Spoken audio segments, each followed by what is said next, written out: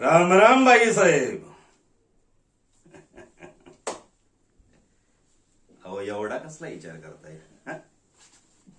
तिसरं महायुद्ध झालं तर जगाचं काय होईल त्याचा त्यात एवढा विचार कसला करायचा? परवा जे तुम्ही आम्हाला सांगितलं ना अगदी तसंच सांगायचं बरं का? बिंदास्त. म्हणजे तुम्ही आमच्या इरत जाणार तर.